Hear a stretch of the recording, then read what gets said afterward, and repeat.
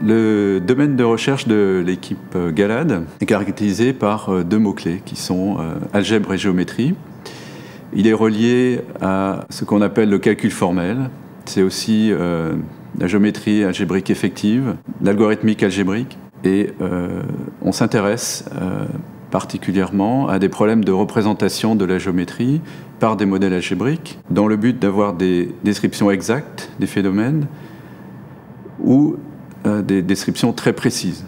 Les avancées majeures de l'équipe concernent le développement de nouvelles méthodes de résolution d'équations algébriques, des méthodes matricielles pour traiter des problèmes de projection, comme les calculs de résultants, et des méthodes de subdivision pour traiter des problèmes de géométrie sur les réels. Des applications intéressantes de ces techniques ont été développées aussi pour des problèmes comme la décomposition des tenseurs, par exemple.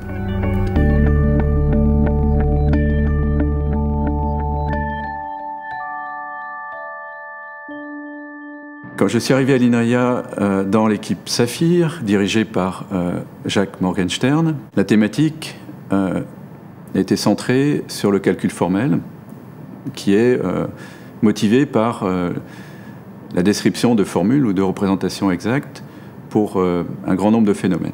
Donc l'idée était de pouvoir calculer avec des formules et d'écrire beaucoup de phénomènes de cette façon. Depuis, le domaine a évolué, est devenu un peu plus mature, un peu plus de réalisme, parce qu'on se rend compte que des difficultés liées à la complexité des algorithmes qu'on développe apparaissent. On a des calculs exponentiels, des coûts exponentiels pour mettre en place ces méthodes.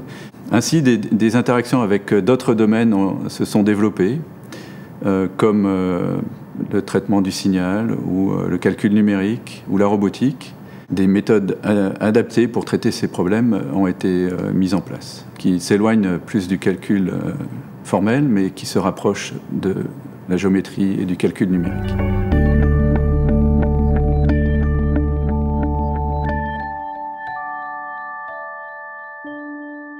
Parmi les problèmes qui m'intéressent particulièrement dans le futur, il y en a un qui concerne la représentation des formes, la modélisation géométrique par des modèles algébriques qui seraient faciles à utiliser, faciles à construire, sur lesquels on puisse développer des calculs efficaces et qui puissent décrire des formes complexes comme celles qui nous entourent ou des phénomènes physiques de manière exacte ou la plus précise possible. Le deuxième challenge concerne le traitement des singularités, qui est souvent un obstacle dans les calculs, puisqu'il peut induire souvent des grandes imprécisions ou des algorithmes qui ne se terminent pas. Et donc, pouvoir traiter de manière efficace et précise ces singularités est un problème particulièrement intéressant.